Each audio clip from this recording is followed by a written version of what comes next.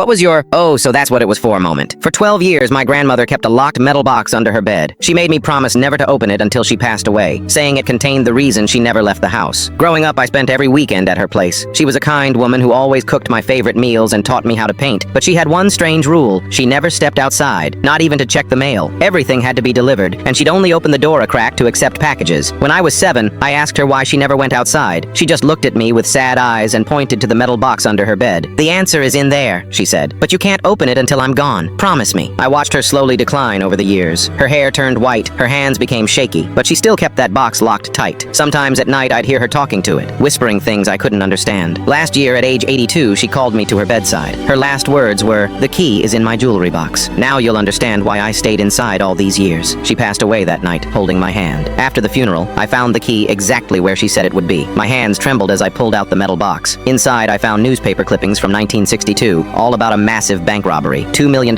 stolen, 3 security guards killed. The articles described 2 robbers, a man and a woman. The man was caught and imprisoned, but the woman disappeared without a trace. They had clear photos of her face. It was my grandmother, 60 years younger. Underneath the clippings was a stack of $100 bills, still in their original bank wrappers from 1962. They were marked with red dye from the security system. But what really made my blood run cold was the security guard's badge, still stained with blood. There was a letter explaining everything. She and her boyfriend had planned the robbery together, but when the guards resisted, he started shooting. She didn't know he had a gun. She ran away with her share of the money, but could never spend it because of the red dye. The guilt ate at her every day. She couldn't go outside because she was still wanted for murder. Every police siren made her think they'd finally found her. Every knock at the door could be detectives. She wrote that she'd considered turning herself in many times, but couldn't bear the thought of leaving me without a grandmother. The money was untouched, all $997,000 of her share. She wanted me to return it anonymously to the bank. At the bottom of the box was one final item, a newspaper clipping about the families of the security guards. She had been sending them anonymous money orders every month for 60 years, using the small inheritance she'd gotten from her parents. I followed her wishes and returned the money to the bank through a lawyer. They were shocked. It was the longest unsolved robbery in the state's history. I kept her secret, though. She might have been part of something terrible, but to me she was just my grandmother who taught me to paint and made the best apple pie in the world. The bank president later told me something interesting. Those monthly money orders to the guards' families, they had put 3 kids through college, paid for 7 weddings, and helped 16 grandchildren.